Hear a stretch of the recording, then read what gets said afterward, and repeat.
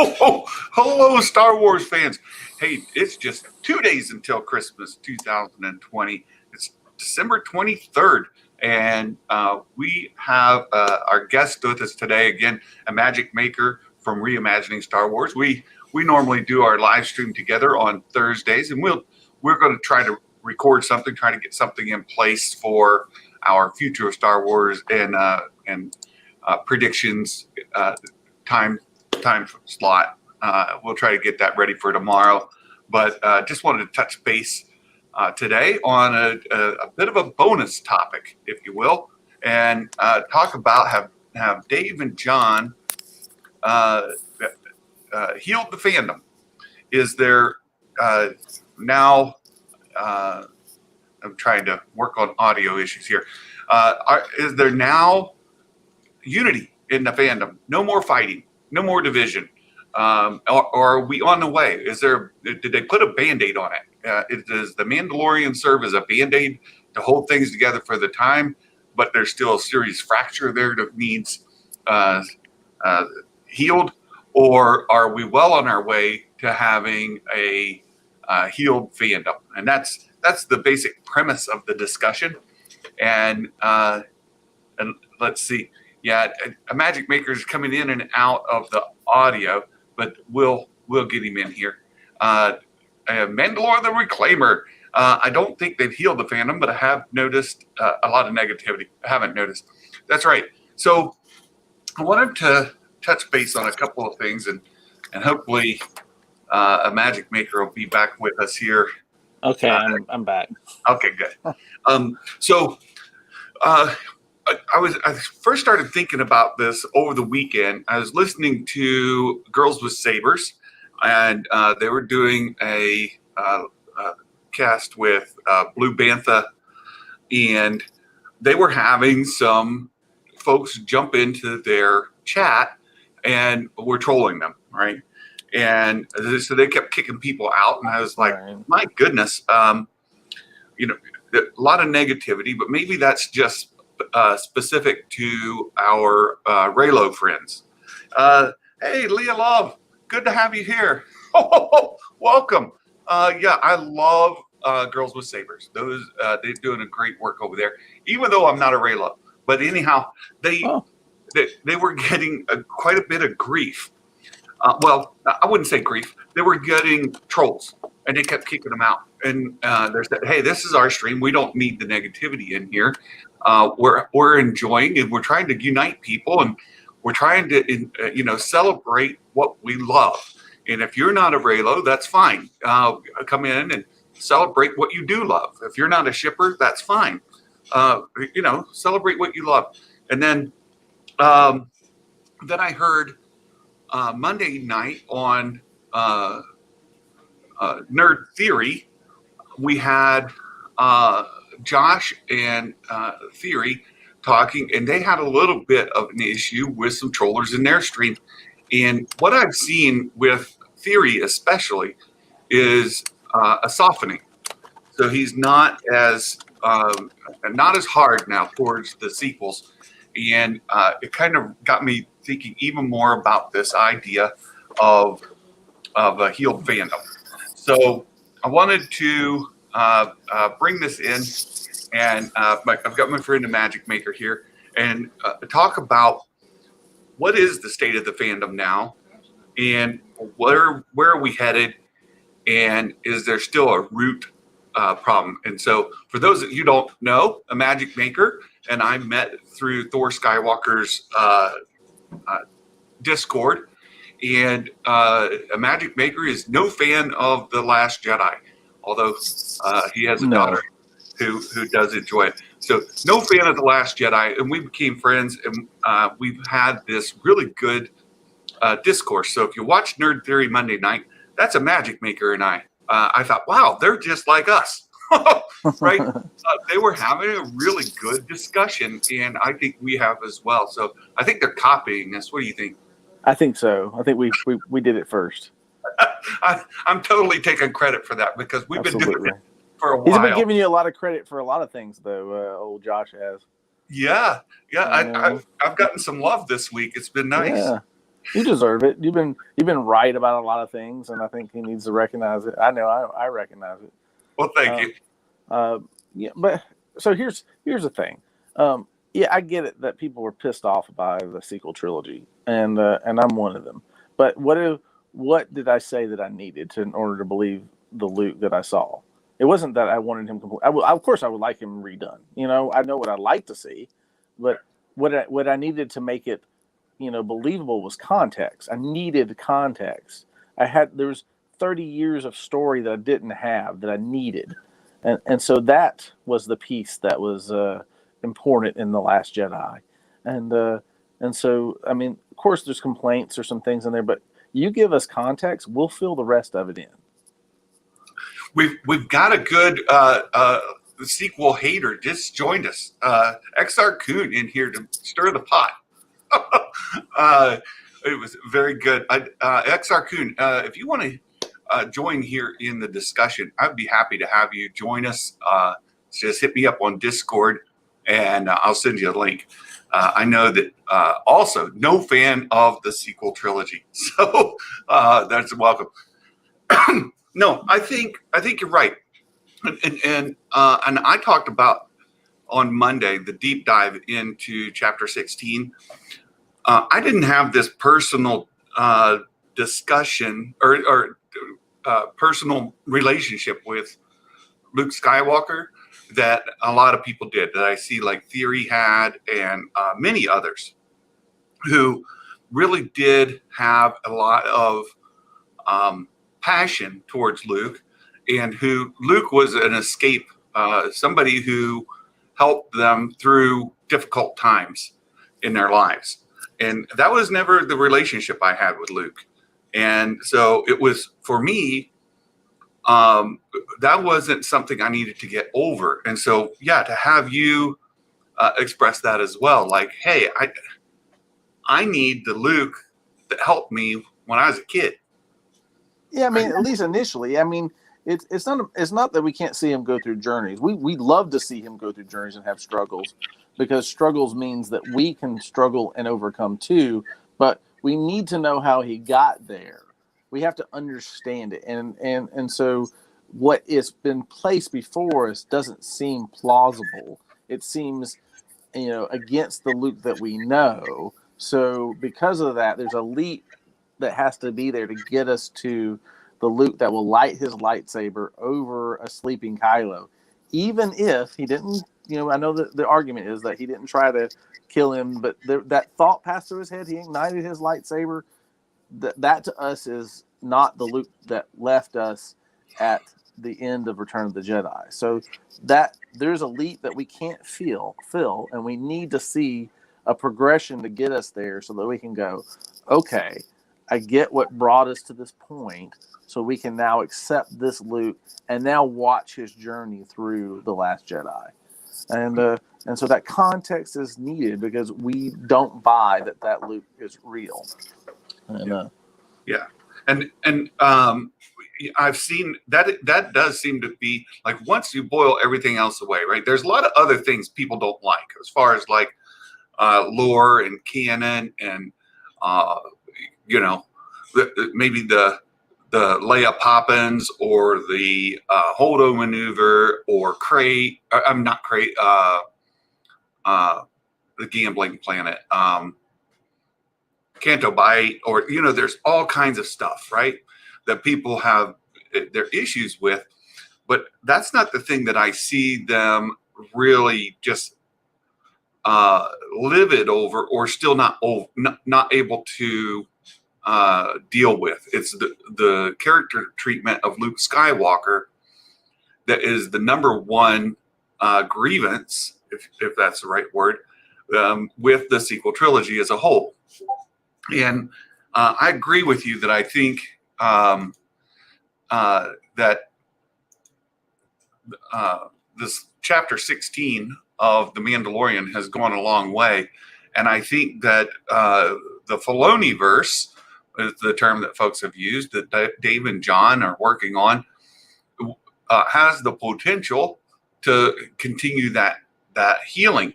But I want to go back to a comment that, and I don't know if you pronounce it Leah or Leah, brought up. The toxicity, she has a lot of thoughts about toxicity. And if you'd like to join as well, Leah, if you can find me on Discord, I'll send you a link to join here. In fact, there's nobody here right now that I wouldn't mind giving the. Here we go. If you want to join, I put in the link here. So Trinity or XR Coon, anybody who would like to join the conversation, feel free to use that link to join in StreamYard, and we'll bring you in. No, I think I think that there's still a group attached to the Star Wars discussion that are very toxic. And I hesitate to call them fans. And the reason I do that is because so many of them still, I think so many of them found the debate to be advantageous to their political slant. I think the politics of it is the leader, and that, or maybe the driver, and the franchise was the vehicle, and they've kind of attached to some other franchises as late as well, whether it be Marvel or a lot of other things, right? There's Harry Potter, and there's different ones where this political ideology is leading the debate over the franchise content. And I think it's just being quieted right now, where we have content that people are largely behind. Then it gets easier to not discuss the things that divide us. Yeah, politics, how tiresome, exactly. And Dale, yeah, I commented on your thing in Imagic Maker's Discord, I believe, right? In the canon perspective. So have Dave and Jon healed the fandom? My perspective is it's akin to when a country goes to war. A lot of times you unite over a common enemy, and in this case, it's sort of the opposite of that, where if you are all united on the love of something, you can kind of ignore the things that divide you. But the very moment that we get the first thing that is politically or ideologically sensitive, we'll be right back at it.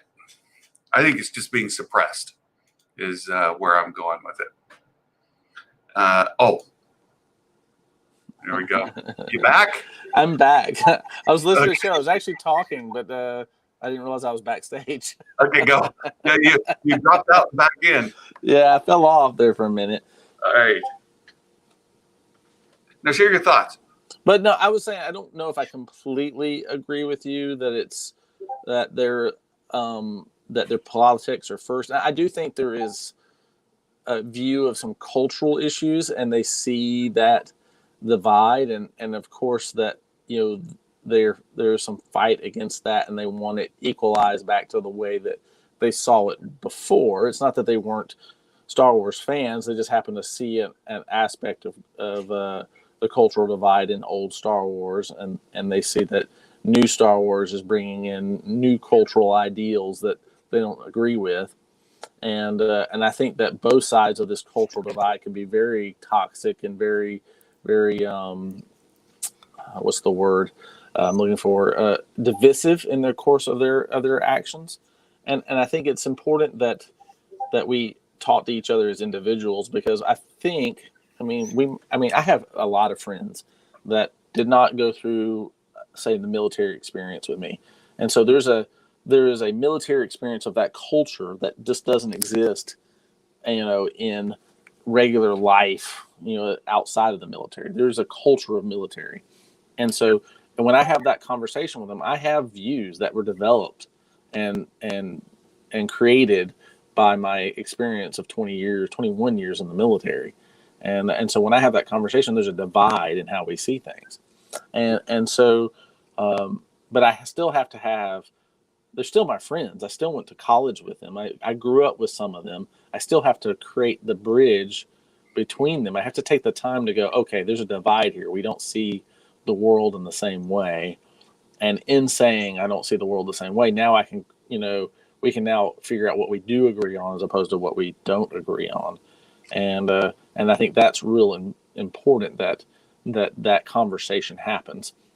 In my mind, when you see the trolling, it's saying I don't want the conversation to occur, because if you have that conversation, then I lose my position. Now that's could be true whether they're fans or not fans, but it's a trolling is seeing that somebody is grasping onto something that, even though I don't agree with, can create that bridge. So if I troll it, if I jump on that bridge, I stop that conversation from occurring. I don't have to agree with you to cross to be on the bridge. Mm-hmm. I just have to understand that. I just kind of have to have some empathy to understand where you're coming from. And so a troll jumps on that bridge, which is why it's a good term to say they're trolling, and stops that conversation from occurring. So, yeah. And I think that's what we see. I mean, because they see it as a threat. They see that conversation as a threat. Because they're afraid that because I've agreed with the troll for a long time, or somebody else has agreed with that troll, and they're afraid that I'll come out of agreement with the troll and be in agreement with the person that I've had a divide with the whole long. That's probably not true. I'm probably not going to come around and say, oh, I magically love The Last Jedi now. I'm probably not going to start liking it, but I can at least understand why you do. Right. Leah, welcome. Hi. Pardon my background. Okay. Laundry day. So regard to the trolling, in fact, this actually just happened to me. So I'm not a big fan of the original trilogy. I love Empire. Return is great. A New Hope is one of my least favorite movies. And I somewhere misspoke and said, made a comment because people were talking about how they didn't like Rey lifting up all the boulders, but yet, Luke can't lift a ship. And I misremembered a fact thinking, well, Yoda lifted the ship and then promptly died, but he died a year later in Return of the Jedi. I got lambasted. Now, the problem being that, it's like you can handle some people, but it's the way that it was. It was like, oh my God, didn't you watch the same movie? Just absolutely attacking, to the point that somebody came to my own personal page, found something that I had posted, and then specifically posted on that to try to denigrate me and, make you troll me. And I'm like, do you really have nothing better to do than specifically stalk me to prove a point? It's a movie franchise. It's not that deep. It's really not that deep. And for everybody else could have just been like, oh no, you're mistaking it. I know, he went back, he was exhausted, but he actually died. There was a better way, but the toxicity, especially towards women, is very much this there's still this gatekeeping atmosphere because it was, they were movies for 12-year-old boys, but girls liked them too. And I think that George just didn't understand that girls might also like them when he made that statement, because for then he's like, it's for everybody, but it's mostly kids. So it's not that deep. But there was a comment that just popped up where, it's like Disney saying out of liberal agenda. Well, to me, that reads as you don't want a female character, even though there are plenty of strong female characters. And I like the idea of Rey. I don't like the execution of Rey. And so it's like when people say that, it's like that to me reads, it's like, okay, so you don't want women. You think any woman in a prominent position that isn't, Leia, is some liberal agenda, when really I don't think Disney went into it, and Thor Skywalker, who we all know, kind of went into it, was like, that was really just kind of the media stirring stuff up. Disney never came out and said this. They have made things like Mulan, it's like, we want to make this more true to the legend, and they did poorly, but it was this big, when they want to make something, they make an announcement for it. And I don't think that they meant for that to happen in Star Wars. They're just like, yeah, let's do a female protagonist. Cool. Yeah. So like, I mean, I think the thing is, like, I see all the time, like, that gets complained about is like when Kathleen Kennedy came out and said the Force is female, for example.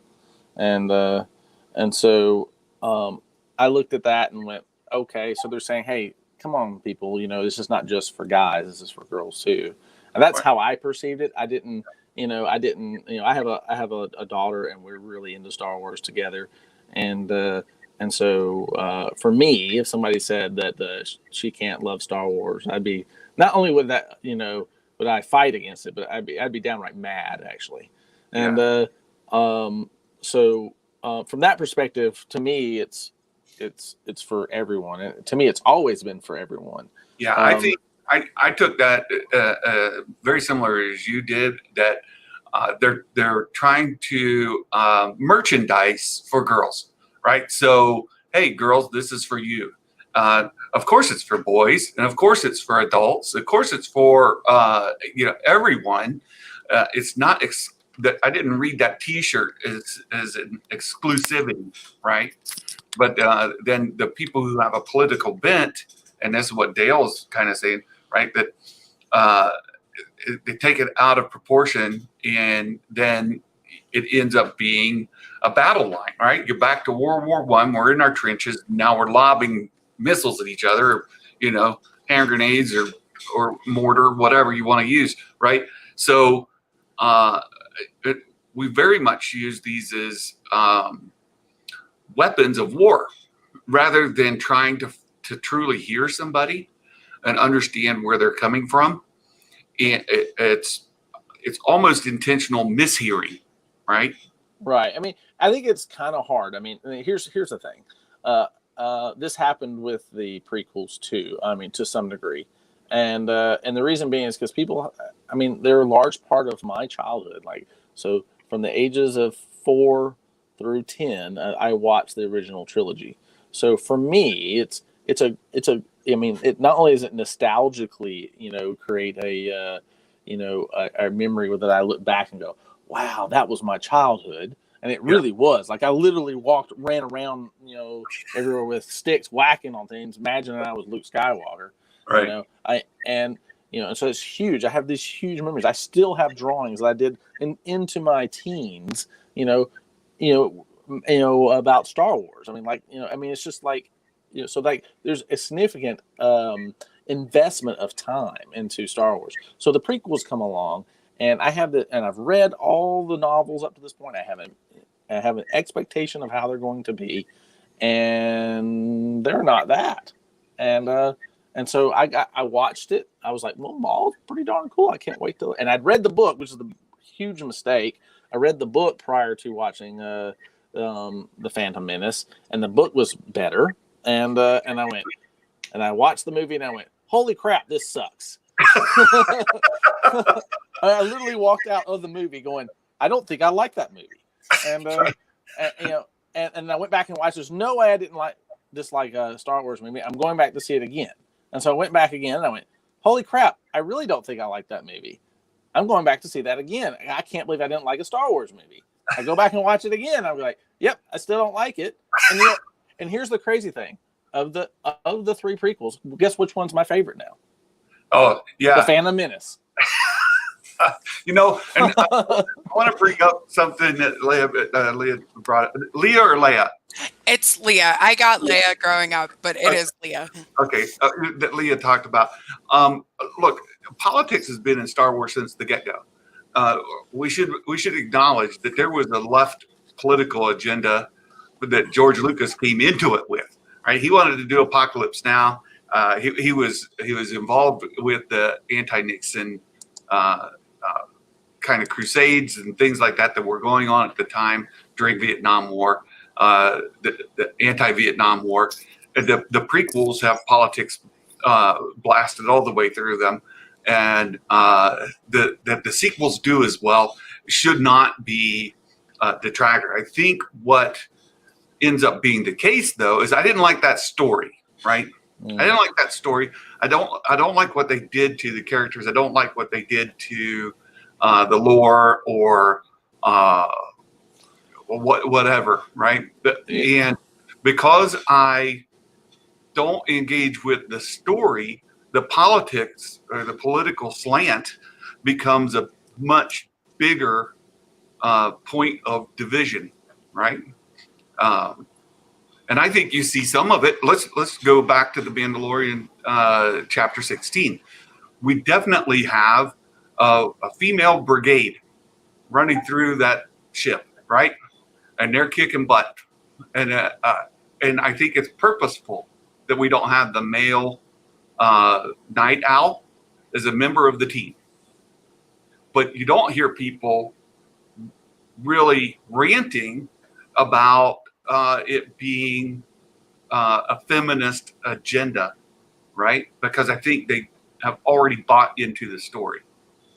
Well, and I think it's because the main story is about Din Djarin, who is a man, and I don't want to bring it. I don't want to say that it's black and white at all, but I think that you don't get that type of pushback when the main character is already established as a man, like they do with women. And honestly, and I think Dale said it amazingly a while ago, that it was just that the whole argument, the whole social justice warrior argument was blown way out of proportion, and everybody just kind of took it too far because it was sensational. It got clicks. It got people talking. And for me, like the very first Star Wars movie I ever saw was The Phantom Menace. Now I knew all the tells of the original trilogy because I was old enough and knew it, but and Imagic, I walked out going, that was bad. Like, that was really bad, right? Like, how can you like that? Like, this, no. And then I watched it in episodic order. And when The Force Awakens came out and everyone's like, oh, major character died and everything.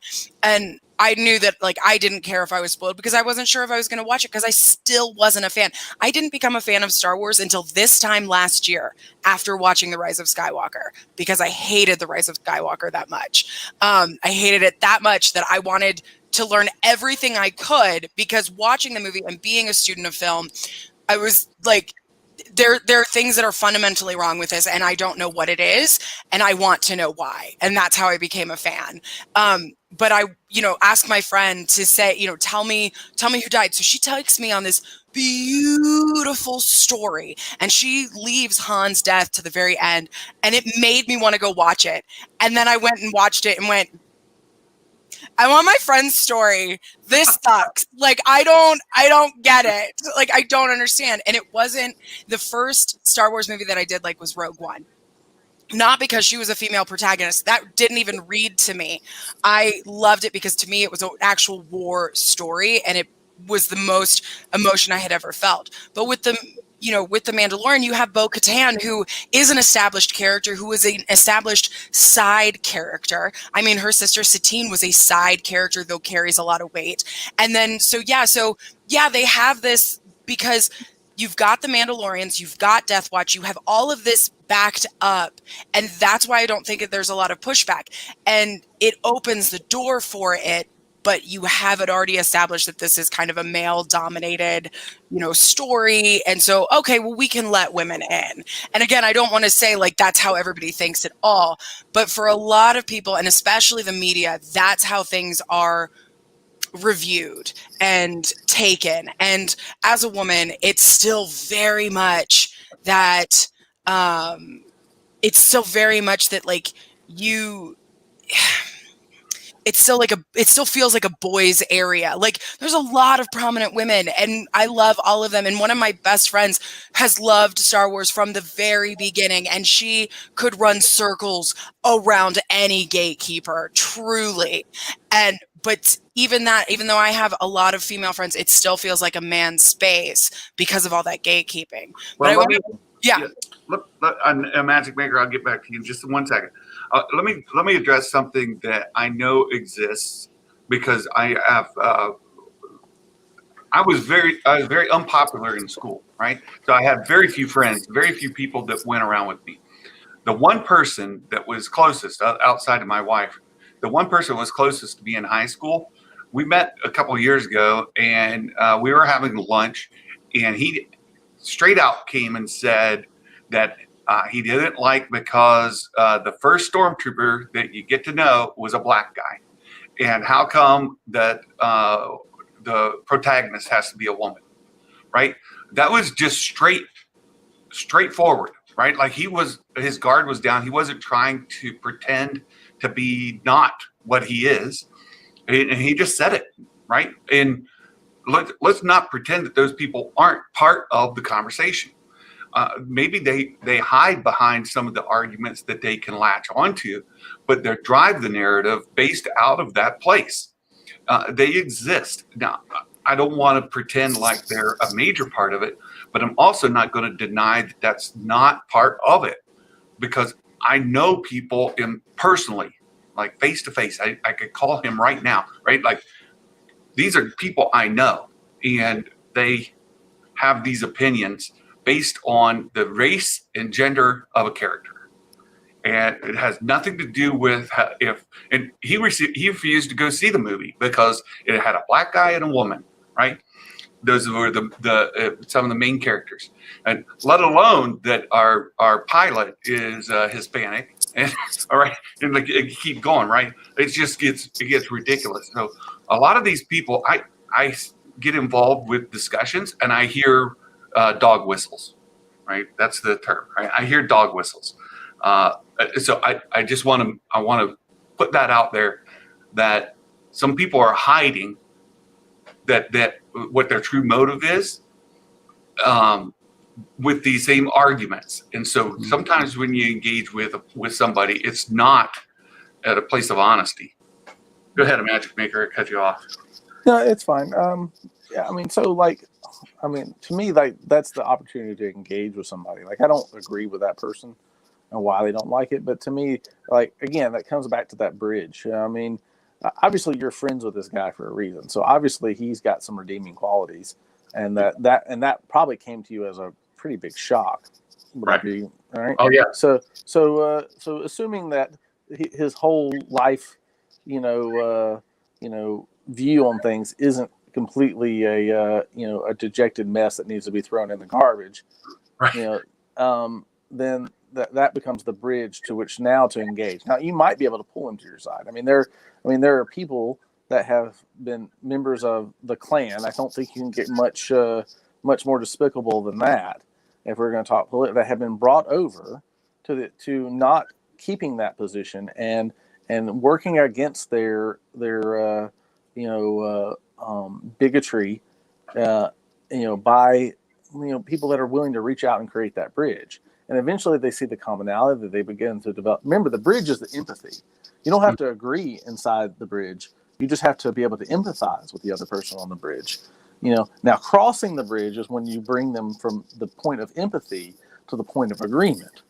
Mm-hmm. Right. And that's why the troll jumps on the bridge, right? Because the point of the troll is to stop the agreement, mm-hmm. right? It's not and so they disrupt the empathy so that there can't be a point of agreement because they're afraid of agreement to one side or the other. They like the divisions, and it's fun for them to watch and stir the pot, because once they stir the pot, there's no empathy, right? Yeah. And that exists on all sides. I mean, so I mean, if you want to see, I mean, they shouldn't call Twitter. They should call it the Troll Brigade, because it doesn't matter what side you're on, you're going to get trolled all day long. Right. Yeah. And I want to address Dark Winter. We expected something better, right? Not really a poor tip to the movie trilogy. They didn't try planning properly. Look, I am a huge fan of the sequel trilogy. I love it. For me, I'll watch the sequel trilogy any day of the week on invite, right? No problem. The prequel trilogy, I still have major issues with, and I still find issues watching it. I don't enjoy watching it. I can watch it without getting irate now, but I don't enjoy watching the prequels. I just don't like them. I have fan edits. Right. I've got some trailers for you to watch that are amazing. but I'll say, for me, the story works, the characters work. I engage with them. Brace yourselves. Rey is my favorite character from the sequel trilogy. I love her. Her character arc, all of it reads really well to me. But I know that a lot of people disagree with me, right? I talk about being on an island of one. I'm one of them. Right. Right. And I talk about being on an island of one because it happens to me a lot, right? I get on an island of one, but you know what? I like it there sometimes, right? Because I'm not going to let somebody take away what I enjoy. And if it means I need to be alone, then fine. I'll do that. It's a point of isolation for me to protect myself. And I've talked about before that when I was a kid, I was drug out in the woods, beat up and left bloodied and, laying in the middle of the wood by myself. Right. And I had to go home. I was 8 years old. Right. That's crazy. And that is insane. I mean, after that, I didn't have a lot of friends, and it was a barrier. So I found this island of one that I could go to. It was a place of protection, and I could enjoy Star Wars, or I could enjoy Superman, or whatever it might be. And so I love Rey, and I'm not going to let anybody take that away from me, right? I know even if you don't, right? I'll just go to my island of one. I'll put up my walls, and that'll be a happy place for me to go. It's just I can't let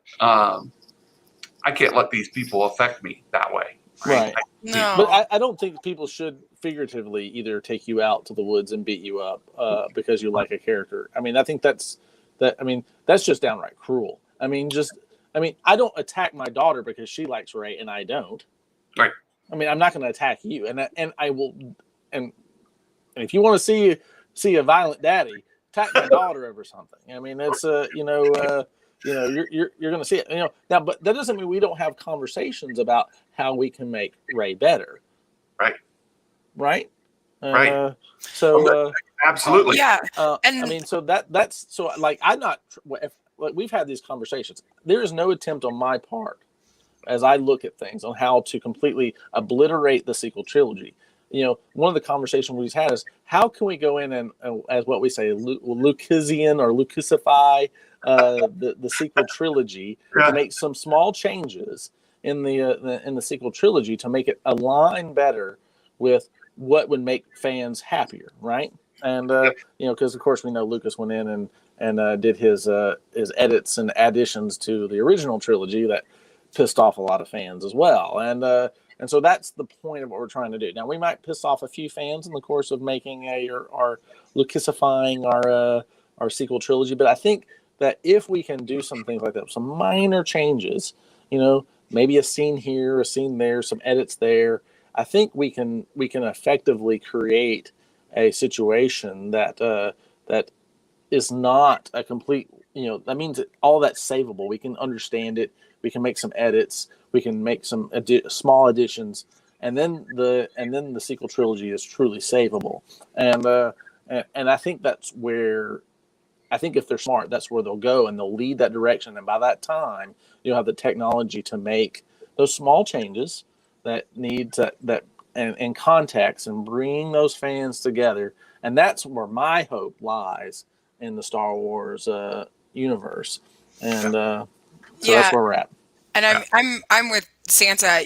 I prefer the sequel trilogy over the prequels, and even though I still have problems with both of them, overall I think the story is better in the sequel trilogy, even if there is not a lot of cohesion.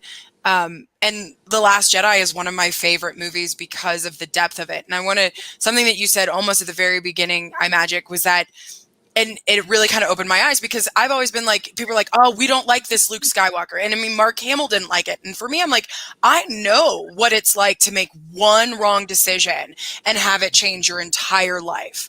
I know, I've seen it from people. It's happened to me. I understand that. And I actually love that Luke Skywalker. To me, it makes him more personable, and it makes him more realistic and more relatable, because something happened, and even to the greatest people, something happened. And that's a big trope in storytelling for not decades, but for millennia, since the Greek tragedies. But the way that you explained it, you were like, we don't have the context. We don't know what happened between 6 and 8 to know what happened.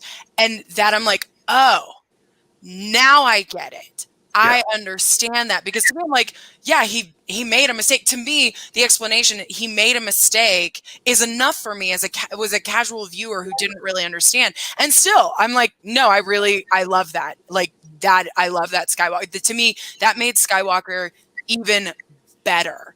And I'm a big fan of Ben Solo, Kylo Ren, like forever and ever.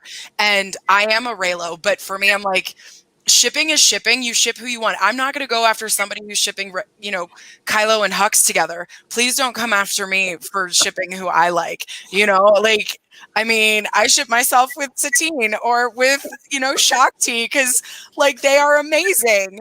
But I mean, that's another point of gatekeeping that women have to deal with, is that shipping has definitely been a part of Star Wars from the very beginning. I mean, people were shipping Luke and Leia, and there were fans who picked out that that Luke and Leia were brother and sister, that Han and Leia were going to get together, from the very small cues that they had, who picked it out from the very beginning, from musical cues, from, language cues, all of it. Like they knew.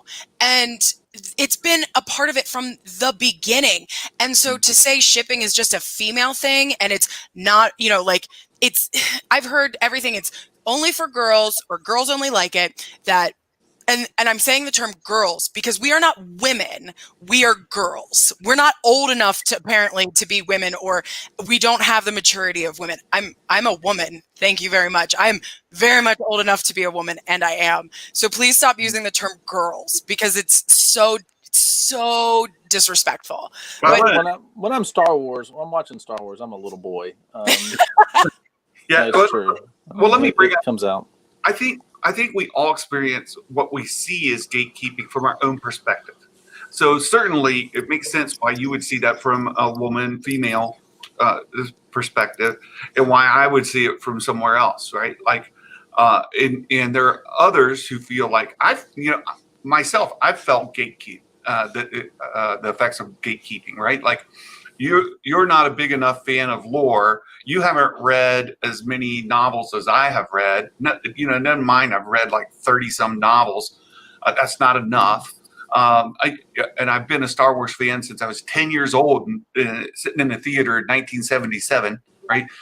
I'm still a casual, or somehow not invested in the franchise, because I'm not to their level. And so that's what I've been thinking the whole time, Santa, honestly. Just trying to educate me. I appreciate that. But I think at least I'm a funny troll, right? Well, you're a good friend, and it's great to have these discussions, right? This is how discussion can go, right? Like, I disliked Rey's character for these reasons. I loved Rey's characters for these reasons, but I don't have to attack somebody because they like something I don't. And to feel like, and I said, I'm guilty of trying to defend Rey and feel like any critique of Rey is sexist, right? So I'm guilty of having that mindset in the past. So somebody, right. and I can say, like, if somebody says, Mary Sue, well, you yanked my chain. Right. I was going to say it, so I could. Yeah.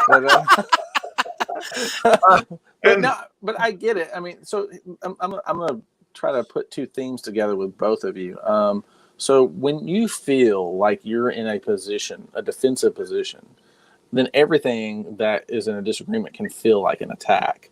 Yep. And so, not that I'm a psychologist or anything, but I mean, I've had to deal with soldiers and people in my life that feel very defensive, have felt in positions that every criticism of them is something they must defend against.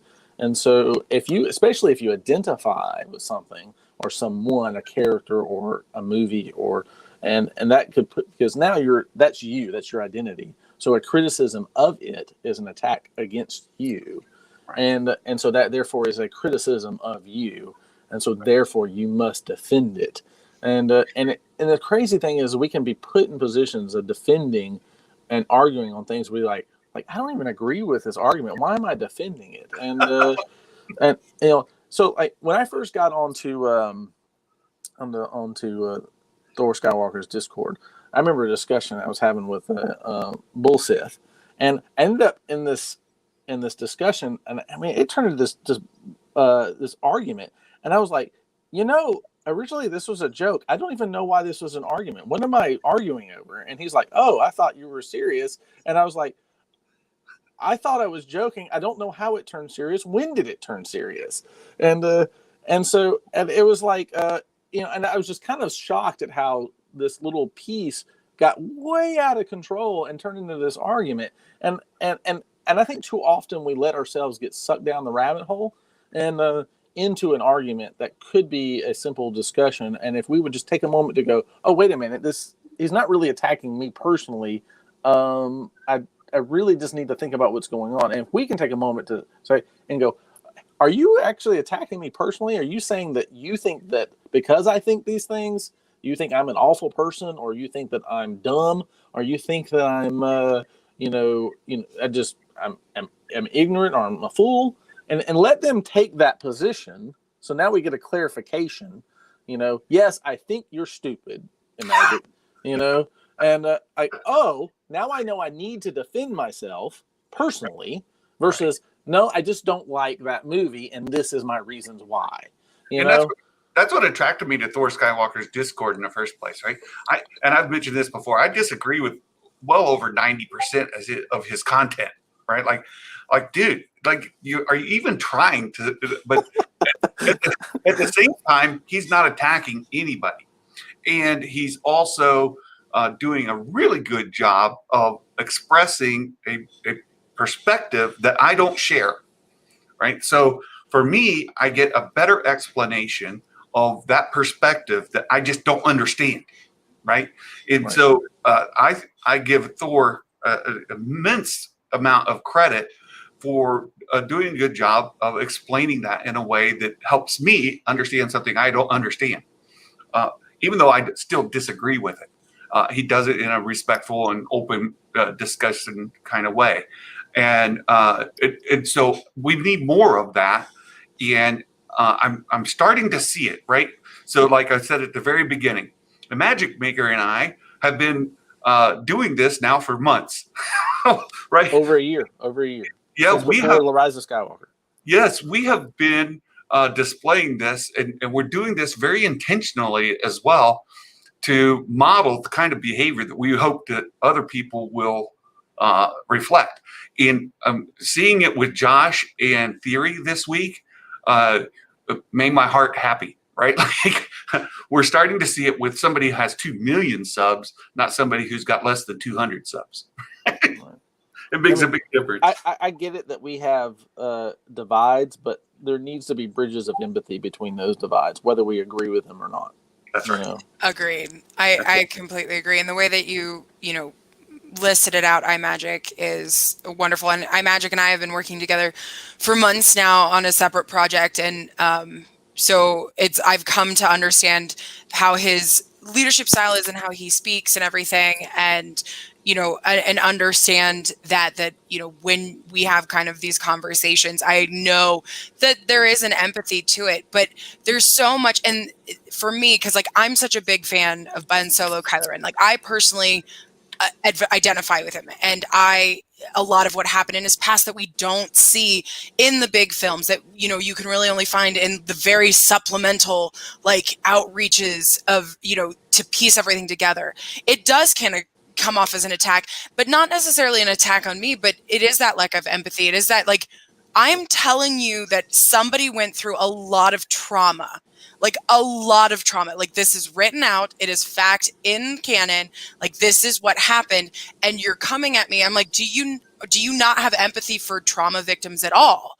Like, do you not, like, to me, I'm like, okay, so I don't understand. Like, why aren't you listening to me? Why aren't you hearing the facts that I'm saying? Because when I debate something, I'm like, here's how it is in, like, real life. And I try to bring it, that, you know, take it out of fantasy, because that's what a lot of Star Wars is, you know, as you said, Santa, like, there's been politics throughout Star Wars. I mean, the prequels is all about politics, like, and that's one of the reasons why people didn't like the prequels, because it was so politically heavy. They didn't equate it to modern politics or real life politics. They were just like, it's just so much politics. Yeah. And so it's this, where, you know, so I bring this in to try to humanize it, to try to bring that empathy and bridge that gap.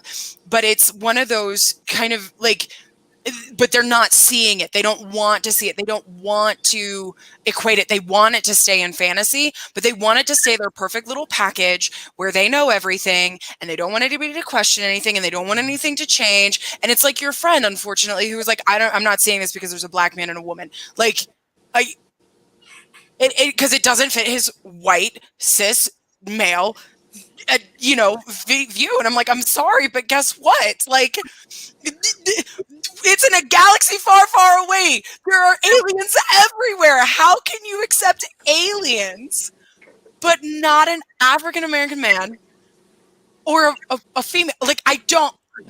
How does that work? You know, you brought up something that reminded me of Girls with Sabers discussion.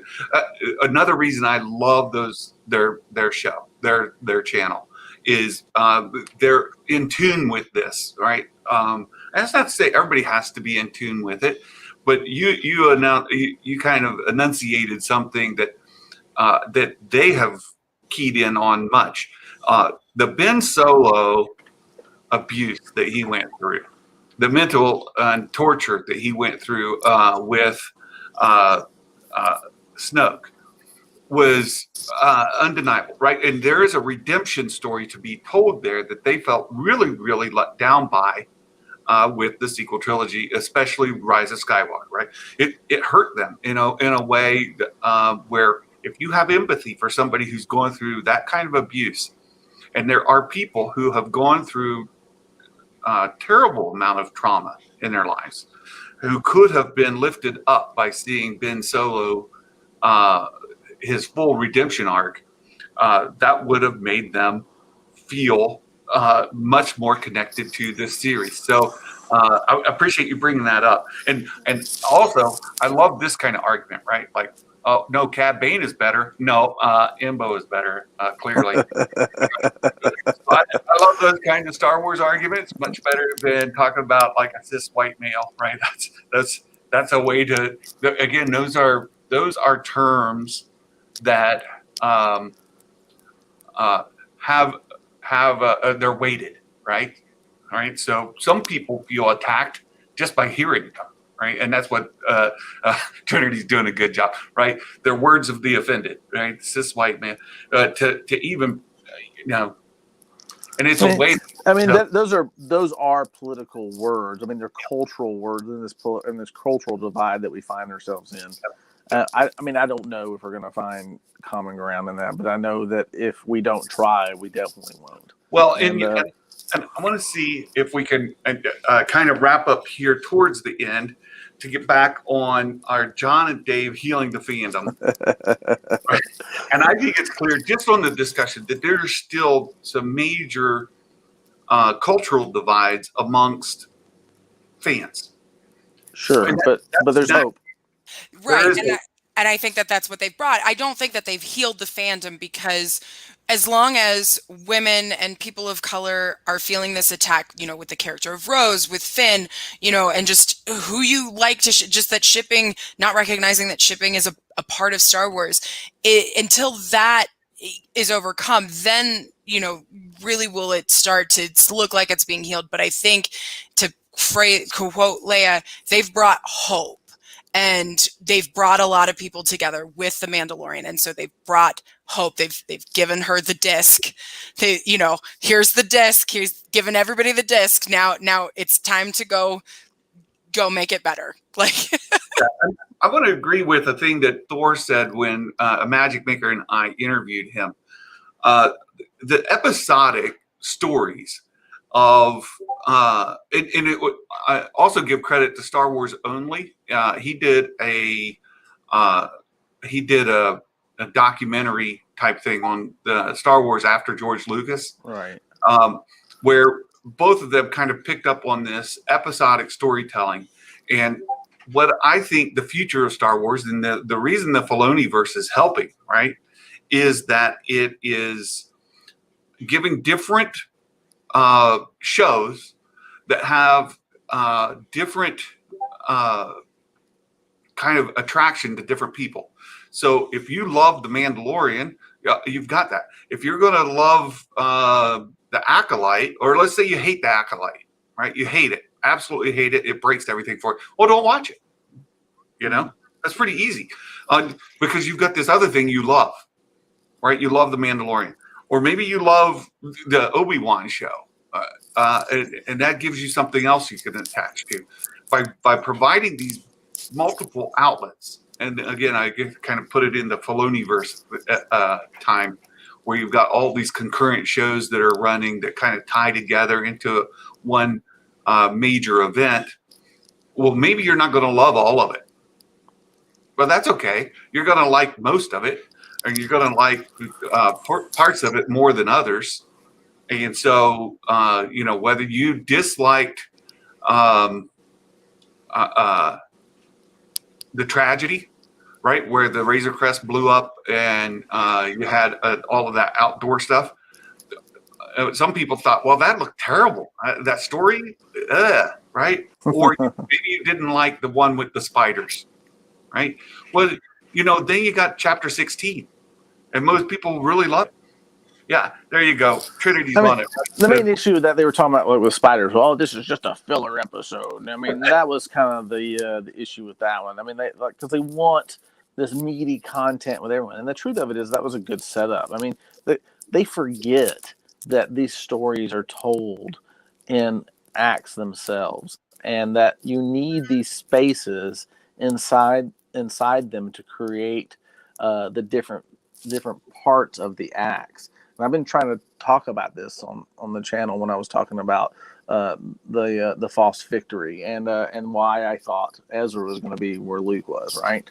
And it's because, and the reason why I didn't say Luke, if you remember what I said, is that I didn't think they had enough time from August to now in order to put his face on there. That was my reasoning behind that. So I was trying to use some out of world knowledge to kind of make a decision on what was going on in the in universe, and it's not that I didn't have a complaint with it, and of course there's been how many videos now of what's going to happen to Grogu if the sequel trilogy really happens, right? And I was talking about the difficulty of what that will entail, right? If that becomes Luke, right? And so that's a story arc that now has to be dealt with.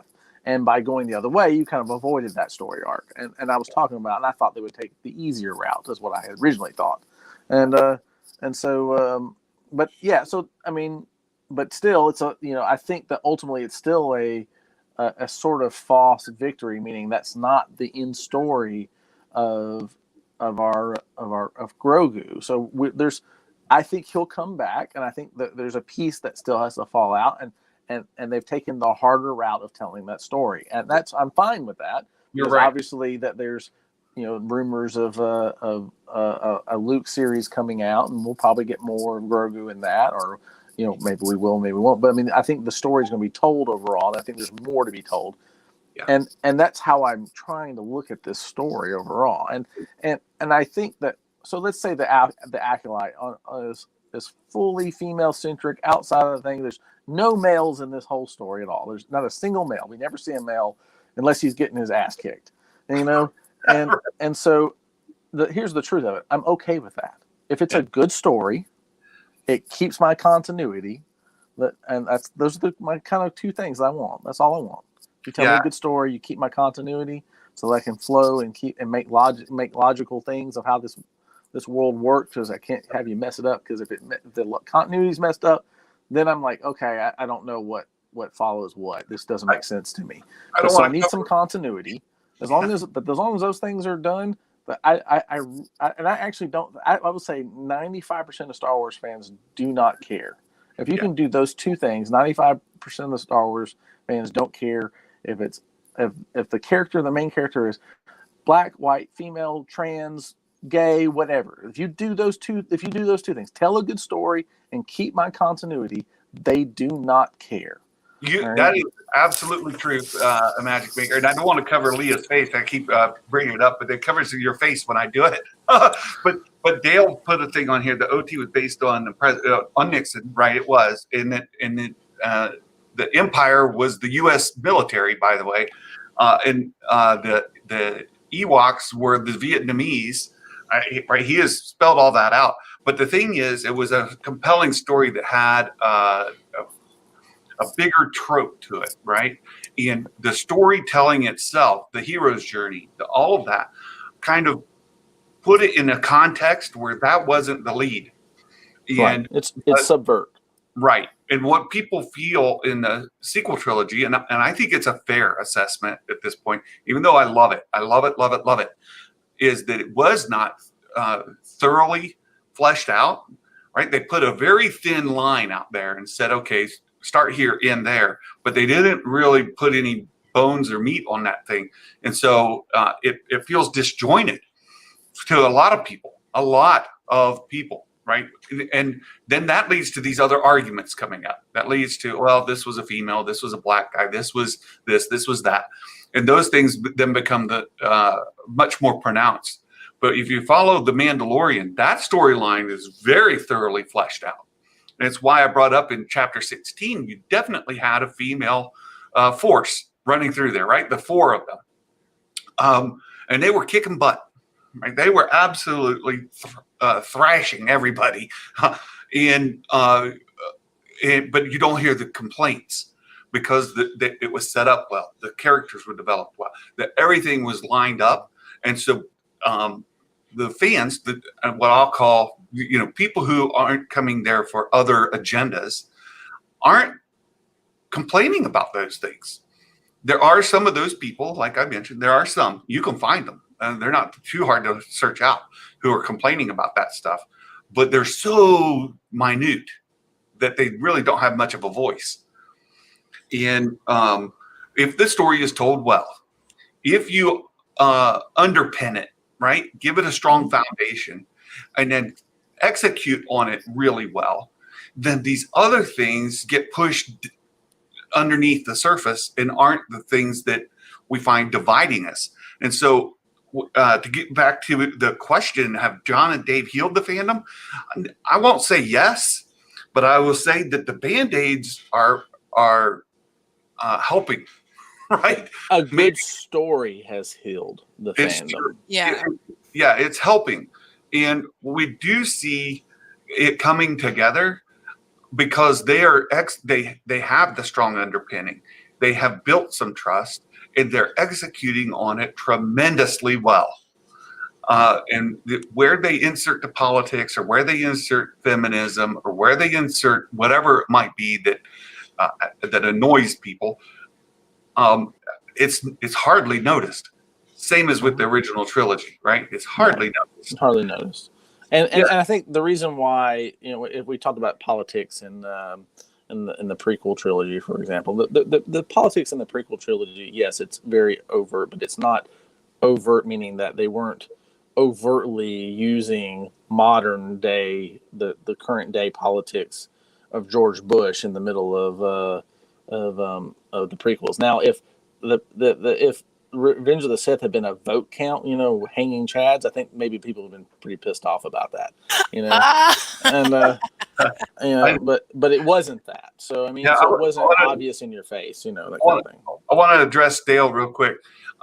There's an interview where George Lucas is kind of talking about the original trilogy, and he's asked kind of point blank, who does Palpatine represent? And he said, well, Palpatine has his name, and his name is Richard M. Nixon. Right. And then he goes on to talk about how in The Empire Strikes Back, that the suppressing army, the overwhelming army invading this planet where the Ewoks live, and the Ewoks represented a weak, what is it? I can't think of the right term right now. A natural, a primitive group facing off against a technologically superior group. That's right. And I've talked about this too, and not to step on you, saying I'm sorry, but it really comes down to the romantic view. There's two views in science fiction, all right? So you have the romantic view and you have the utilitarian view, and so in the romantic view, they harken back to the Romantics.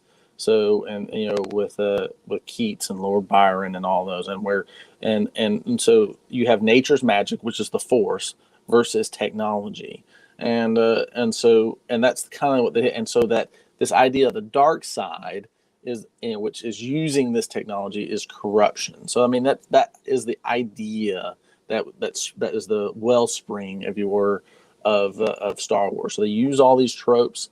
And so out of that we get that, of course, that the primitive versus the technological superior. We see the same thing in Avatar, for example. Where the primitive Na'vi versus the technological invaders, and they're all pursuing this magical item that causes everything to float, right?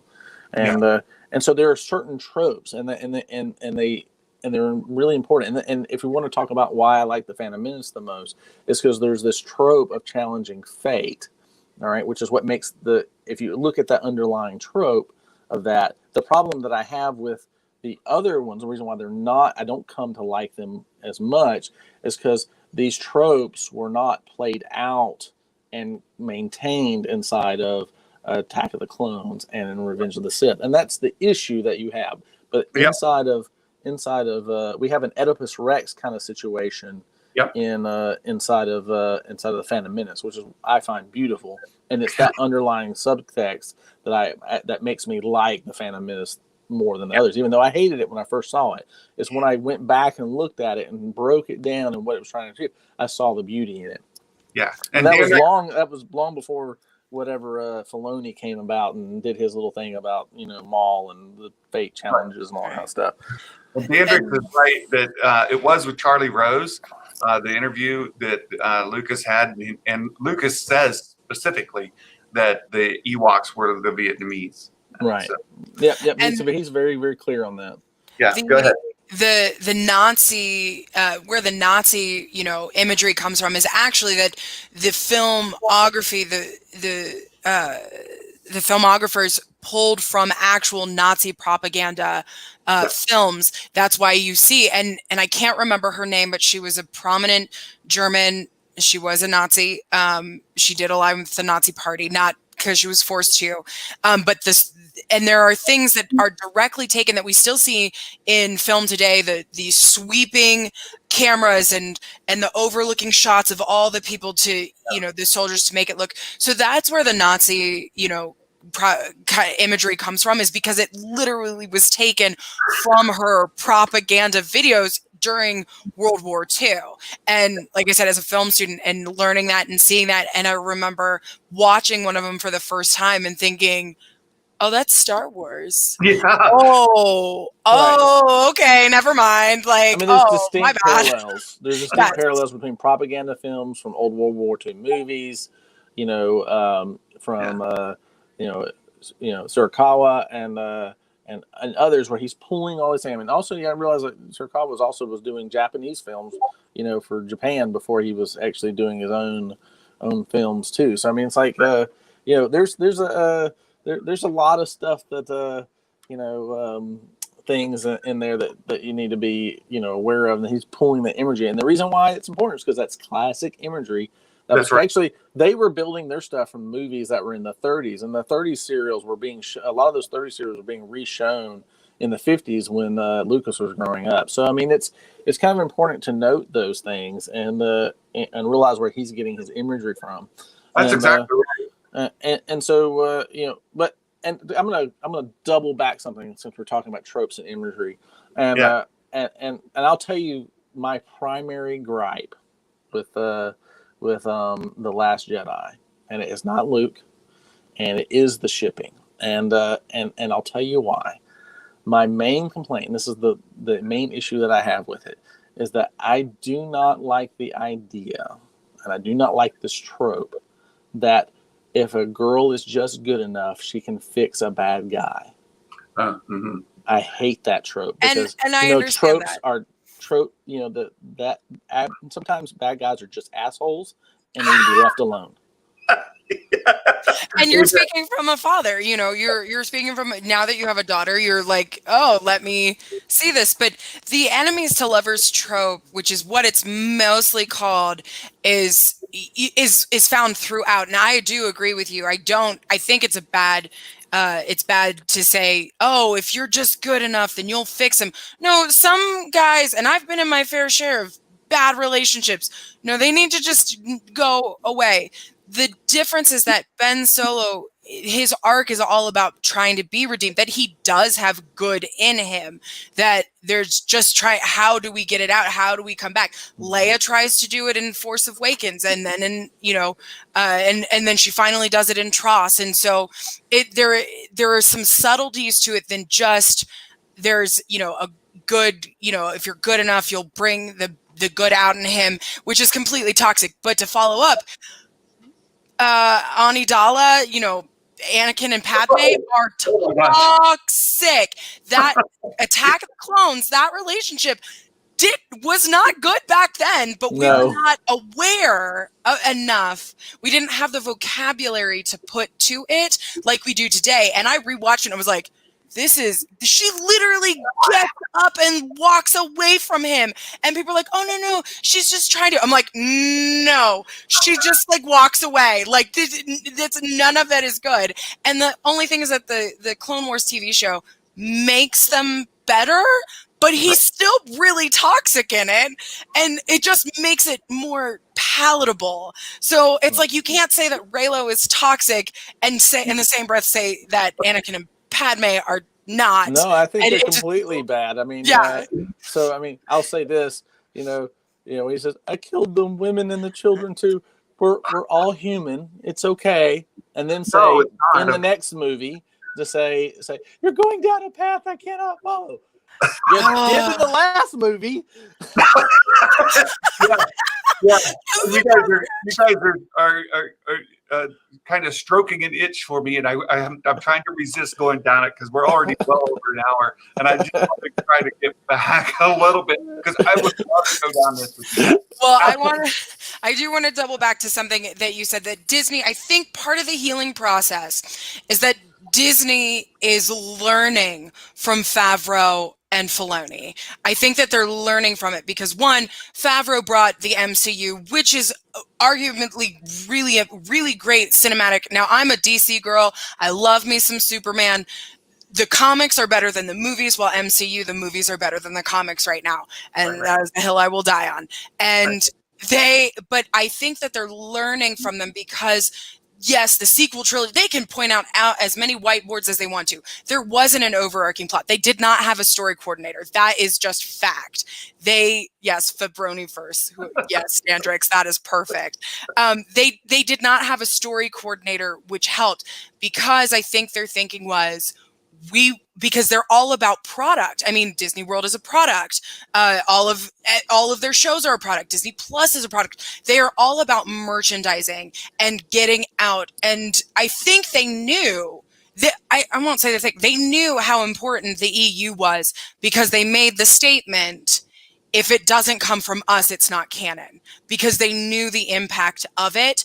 And to me, that is a signal to say they want to make their own EU. And I think that it wasn't fleshed out because they wanted all of the fans to go and get all of the supplemental information, to watch all the TV shows and buy all the books and buy all the comics, because the Rise of Kylo Ren comic is amazing. I went to try to buy it, and the person laughed at me, not like that I wanted it, but he was like, if you're not here within the first hour we open, you're not getting it. Like, he's like, I don't think you understand how much people love this comic. Kylo Ren is like arguably the favorite out of the sequel trilogy. They want this. It explains it. He's like, we are sold out and we cannot get any more. And I called around and I got the same thing. They're like, yeah, it's gone within the first hour, 2 hours. Like, you have, and I tried to go line out the door for this one comic. I'm like, I haven't seen this since Superman died in the early 90s. Like, this is crazy. But I think that that's how Disney's approach was with it. And now the Filoniverse, which I am going to forever say that, thank you, is showing them, hey, the merchandising will come when you have a good product first. Because when you have that first product, then everybody, because look at Baby Yoda. I mean, look at Grogu. Like, they specifically didn't, and then everybody went nuts. I do want to support you. You're absolutely right. I think Lucasfilm has learned their lesson. I talked about this in a previous video.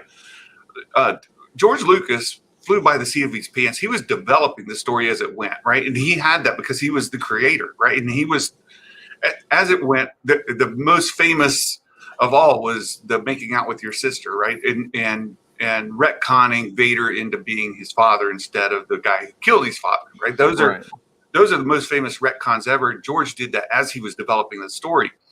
But so he never really built or ingrained a culture in Lucasfilm that there was this strong thread. And Lucasfilm, Kathleen Kennedy, and I will hold her accountable for that because she was the head of Lucasfilm at the time, did not have that ingrained culture, and they got bit by it really, really hard. The sequel trilogy came up and just got them, and I think they learned their lesson from that. And I have seen, this is a perfect example, right? The Favoniverse, the things they did with the High Republic, right? The Project Luminous, all those thoroughly planned before they executed. And so they're on the right path. It's unfortunate that they got sidetracked so hard, and that the division in the fandom has gotten really, it got a huge light shown on it through the sequel trilogy, right? The Last Jedi especially. Yeah, and Kathleen Kennedy, she produced some of my favorite trilogy is Back to the Future, and she's the executive producer on that, you know? Right. So she knows what she's doing. So a lot of the hate that I think she gets, some of it is unfounded because they don't understand her background. And some could say, oh, no, I get it. I'm like, well, if you got it, then I think your arguments would be different. No, I think they want to discount her. Yeah. I mean, it's coming from a place of anger, though. It's I mean, it's, you can't reconcile that she is really good at all these things, and I don't want to say you can't, but it's hard to, and it's hard to. All right, she gave us all these things. She's really good at what she does, but this to me is crap. So therefore, she couldn't have been as good in all those things, and she must have been given credit for things she didn't do. That's the argument, and so I mean. It's a reconciliation, mental reconciliation, emotional reconciliation versus the logical that this was just a mistake. Yeah. I like that. Thank you. Thank you. I like that explanation. Thank you. So I want to try to wrap us up, and we'll each get a chance here to just answer the question one last time. Have Jon and Dave healed the fandom? My answer is that the Lucasfilm seems to have learned a very difficult lesson, and that they are well on the path of healing the fandom. they have not healed it. There are still some deep wounds that need time and treatment, and that they are doing the right things to put us on that path. A Magic Maker, go ahead. No, I'll let Leah go first. Okay, Leah. Leah. I'm going to say that they've given us hope, that they're on the way. We're on the way, but they've given us hope. They've given us the disc. We just have to take it, and the fandom has to be willing to heal itself and wanting to heal itself. So I think that they've set it up wonderfully, and I think that if they continue the way that we go, we'll have enough information and enough to heal it. But it's really up to us to do it. Good. Oh, very good. Well said. Go ahead, a Magic Maker. Many bank accounts died to bring us this information. That's true. No, I think that they have stopped the bleeding. That's the key factor. Is it healed? No, because one more mistake and the wheels will root right back off of this train. So people have hope, as Leo was saying. The bleeding has stopped. There is faith in them, which I hope it continues, because I would like that faith to be extended to all of Lucasfilm and be extended back to Kathleen Kennedy. And I would like Kathleen Kennedy to go out on a high when she finally decides to retire and gets credit for all the things she did wrong. And we can just go, Last Jedi was a blip in her storied career, and we can go, it happened. It's been fixed. We're okay. Very good.